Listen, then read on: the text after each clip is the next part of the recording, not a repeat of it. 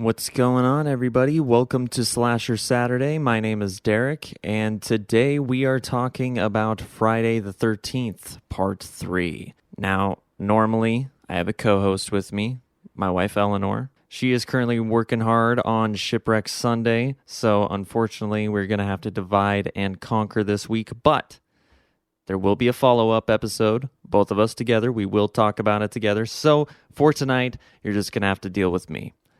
I apologize in advance for my rants and rambles. She is usually the one that keeps me kind of in a straight line, but we're going to attempt it anyways. Friday the 13th, Part 3. This is a first-time watch for me. Now, I did watch it twice in preparation for this video, and I'm still feeling conflicted. That being said, if I had to give it a thumbs up or thumbs down, I'm giving it a thumbs up. But I'm a little hesitant because it is not, I would say it's not quite as good as I was hoping it was going to be. I heard from multiple people, multiple friends that said, oh yeah, if you liked the first two, this one's the best one. And then when you go online, you go on forums, you go on Reddit pages, you'll see so many different opinions on there from hardcore Friday the 13th fans that either hate this movie or think it's one of the greatest horror movies of all time. And to me, that's baffling. To have such a stark contrast and such polar opposite opinions, there's not that many people that are in the middle. And I think that's kind of where I'm at. I think this movie is kind of a middle of the road area for me. Now, I was late to the first three Friday the 13th movies. I did not grow up with them, so I don't have a nostalgia factor for those first three films. I can't remember exactly which Friday movie was my first. Might have been Jason X, honestly. Might have been Jason Lives. But I know for a fact it was not the first two, and definitely not this one. This was a first-time watch. And I gotta say, from the beginning, all three films share, obviously, a very similar formula, piggybacking off of the first movie. You got campers going to a Crystal Lake campground or nearby one that they shouldn't be at, that they're all doomed, and either you have Crazy Ralph, or in this movie, you have a guy wiggling a really weird-looking eyeball in the camera in 3D. And, you know, it was just things like that. I can't remember, he made some sort of eye pun. And although it was dipping into the silliness factor, like Jason Lives does later on, which I love. I love it when Jason movies dip into the silliness factor.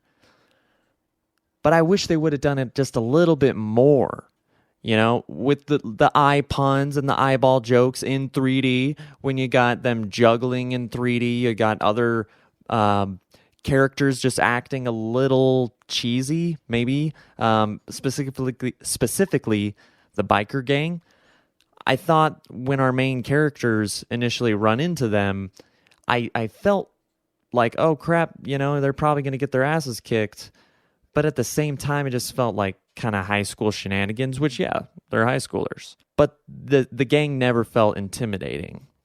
I don't know if I'm alone in that, but they never felt intimidating. And although there are some characters that I do like in this movie, specifically Chris, I thought she was a great final girl. And I think for these first three Friday movies, all final girls are really solid. All three of them, I'd say, are truly solid, in my opinion, anyways. That's just how I feel. I don't know. Eleanor could disagree with me on that. We'll hear from that. And maybe you guys could disagree with me on that. But I think all three of them. And Chris, yeah, was very, very good. But we got to talk about Shelley, right? I mean, Shelley went from kind of, like, I kind of felt bad. It's kind of socially awkward, funny, and then very quickly just turned pathetic and then annoyingly pathetic. And it was just absurd. And we were just waiting for that payoff. And I believe he got killed off screen. Now, yeah, he was the one that delivered the iconic mask. And that in itself earns this movie a couple of points. And a couple of points that the first two Friday the 13th movies don't have, obviously. But some of these other characters and some of these other scenes, like the new Crazy Ralph with the eyeball, some of them just felt kind of unneeded. And yes, there is going to be that in every Friday the 13th movie. But in this movie particularly, I just felt like the horny kids were hornier, the dumb stoners were dumber, and not to a point of being somewhat realistic. Like, yeah, we've all met those dumb stoners, but I just didn't feel like any of them were truly friends. I don't know if I'm alone in that, but I just didn't really buy any of their friendships, or at least in like the final chapter where you have, what is it, Jonathan Glover? I could be getting that wrong. And the guy who keeps calling him a dead fuck. I buy their friendship, even though he's calling his buddy a dead fuck and he's punching him in the arm and stuff. He's trying to help him get laid, and at the same time trying to stop him from getting laid. That is what your high school friends do. These high school friends, I just didn't necessarily believe as much.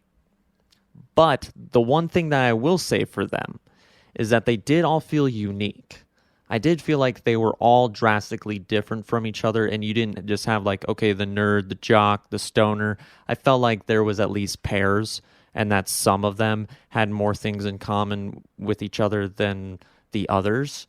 And there is friend groups like that, for sure, that have different people in there. I've been in those plenty. I just felt like these ones were just, I don't know, there's just some about them that just felt a little less magnetic for me, a little less relatable maybe. I would say that in the first act for all three of these films, they do suffer from a little bit of pacing issues, at least for me. I think they're just a little slow at times. Obviously, when we get a kill, it does pick it up in pacing. And for this movie specifically, I would say I felt a difference in pace. I felt an increase in pace as soon as the biker gang, or the bikers, ended up in the barn, and when Jason started picking them off. That is really when I started to feel a difference in pace. Yeah, when he's behind the clothes hangers and he's outside, I felt a little bit of dread here and there, but it did feel like there was moments in time throughout the movie, and multiple different times throughout the movie, where I felt like it was kind of beginning to drag. I know this sounds super negative, but I did give this movie a thumbs up. Just remember that. I do give this movie a thumbs up. And when we would inevitably get to the next kills and get to the next intense scenes, which I did think were intense and actually pretty creepy, the kills were actually pretty decent. They're actually really good, for the most part. There are a couple that are really bad. Now, like the handstand kill was probably one of the top 5 in the franchise, at least from what I've seen so far. Like I said, I'm not a Friday the 13th expert by any means, just a horror fan, and I am a Jason fan. But from my personal experience with his kills, I'd say the handstand is definitely up there for me. I don't know if anybody agrees, or if you disagree, let me know. That's totally cool too. I think the knitting needle kill was really good. And when the biker who was constantly holding the cigarette in his mouth, who just never wanted to actually spark it up, when he inevitably got killed, I thought that was rewarding, because you saw, Eleanor pointed this out to me, that when he died, you saw the blood kind of soak up on the cigarette, and I thought that was a really nice detail. But then you had moments like the head squish, which right before you saw the girl looking around for her friend, and then Jason's got him in the dark, and Jason holding his head in the dark looked really creepy. And when he finally had the hockey mask on and he's in the dark holding the friend quiet, he looked super scary. And then the very next scene, all of a sudden they're in the light again, and you have the eye coming out in 3D. And yeah, it just was not good. And some of the acting in this movie as well was not good. The oh my god girl was iconically bad. I think we can all agree on that. That being said, yes, there was a little bit of slow pacing in the first act and maybe a few times in the middle for me. Once we got to the third act, I thought, you know what? Jason makes his debut with his mask and he's running down fools.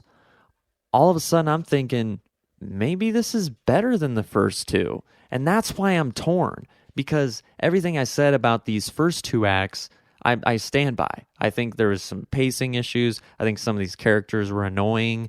And I think some of the characters weren't really believable as human beings. But other ones I thought were actually really solid. The kills, some of them were great up until the third act. And then some of them are not so great. But once the third act begins, I feel like it just fires on all cylinders. And I'm just wondering, okay, why did we choose to go a third movie where we're not seeing Jason the entire movie? I didn't understand that. I don't know if there's some sort of behind the scenes reason. Like I said, I'm not an expert. But I wish they could have done it differently. And I think it would have elevated the movie for me if they had removed the 3D aspects to it, because the 3D shots, unfortunately, just didn't work for me and most of the time took me out of the movie. But if they had had Jason in the forefront and then the entire movie and then maybe made him 3D, like maybe made his machete or his mask come out of the screen, I thought that would be a lot easier to do and a lot more beneficial to having 3D than having an eye pop out or a wobbly fishing spear come at you. Although the fishing spear through the eyeball looked amazing. It getting to the eyeball, I didn't think looked great. But everything after that, all of the kills in the third act and everything with Jason was just truly great. It was truly great. And that is why this movie gets a thumbs up for me. Now, if you've never seen a horror movie, I don't think you'll be listening to this, but if you've never seen a Jason movie or a horror movie, then yeah, you're probably not going to like this. But out of these first three movies, I thought it had the least sex scenes, the least nudity, which I thought was interesting, the least amount of drug use other than the van scene, really. But other than that, even the stoner getting electrocuted, it's not like as graphic as it could have been. I think another thing that really elevates this movie for me, we mentioned Jason getting his mask, but that really shouldn't be understated, because in the first movie, we don't know who's killing, right? And then in the final act, it's revealed to be Pamela Voorhees, which I thought that third act was extremely iconic. Then Friday the 13th Part 2, we get kind of the same thing. It's almost like a reboot, but obviously still a sequel. Same kind of movie, but in the third act, it's revealed, oh, here's Jason. He's alive. He's an adult. He's this crazy mountain man with a bag over his head. Is he alive? Is he dead? Is he a zombie guy? And then in this movie, it's kind of the same thing, but then when he does finally reveal himself, he's wearing the hockey mask. Not only that, though, when he takes off the hockey mask to reveal himself to Chris, he also reveals to the audience that he's not mindless. He's not completely mindless. He knows what he's doing. He knows it's evil, and he relishes in it. And that's fucking creepy. And I thought the way that this Jason's face looked a lot better than Friday the 13th Part 2. I liked the long hair, kind of. He almost looked like he should have been in a Leatherface movie, maybe. But I thought both looks looked really good. I just particularly preferred the appearance of Jason in Friday the 13th Part 3. You got the iconic mask, got him with his machete, and he's taking a lot more damage than he did in Friday Part 2. He did take some damage that a normal human probably wouldn't be able to survive, in the second movie. But in this movie, I definitely felt like it was to a much higher degree. I'm glad that they didn't go with a certain scene of Jason assaulting Chris. I'm glad they just alluded to it, and I hope that it didn't happen. I'm just going to kind of avoid that and hope that that wasn't a thing, because that's not what I want from Jason. I don't think that's what any of us want in a Friday the 13th movie. It didn't go very well for Rob Zombie in Halloween. I don't think it would have went very good in this movie particularly. And I applaud it. And I applaud the directors for leaving it out. At the end of the day, you got Jason debuting his mask, taken from Shelley's body nonetheless. We learn that Jason is not only aware of what he does, but enjoys and relishes it, which I love all of these things. I think the characters, although not great, some of them are solid, some of them are unneeded. Most of the kills were decent or great, and a couple of them I think were atrociously bad. And I think that is kind of where I stand with this movie. It's a little bit middle of the ground for me, middle of the road.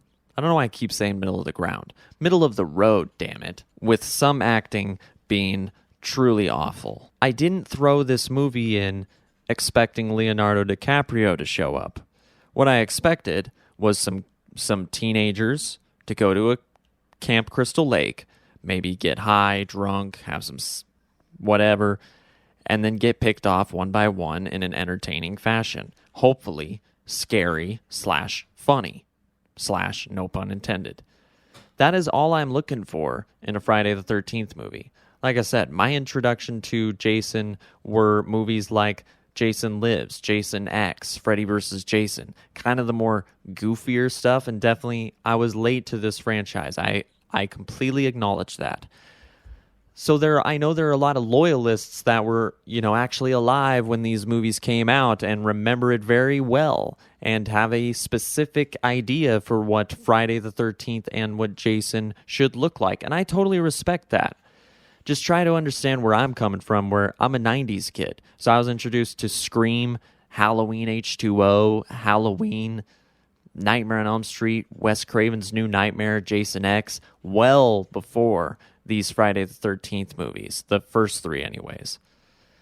So over time, I do think that all three are going to grow for me in a more positive light, and I see this one out of the three probably growing the most.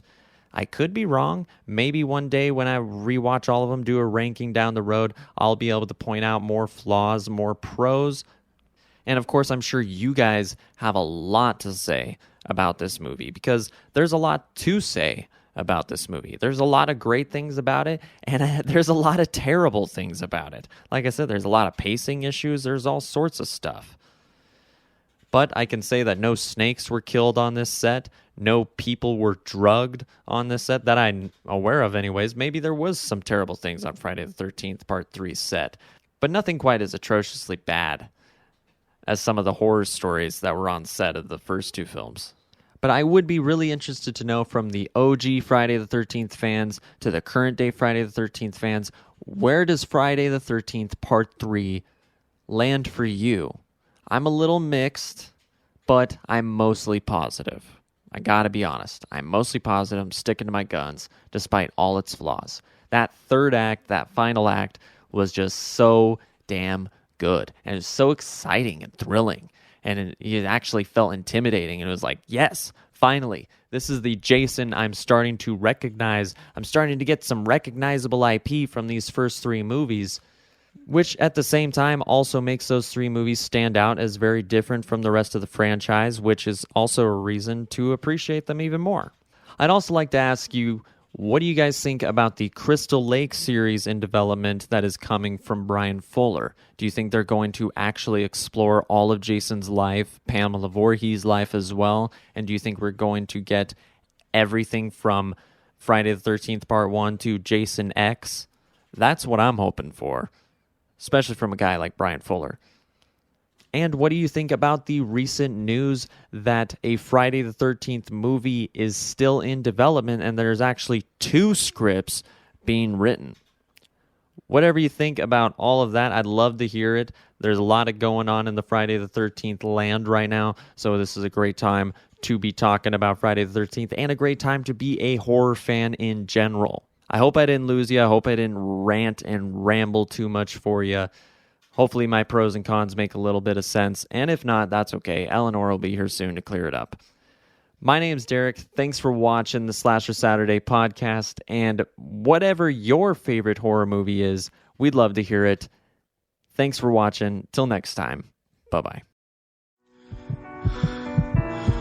What's your favorite scary movie?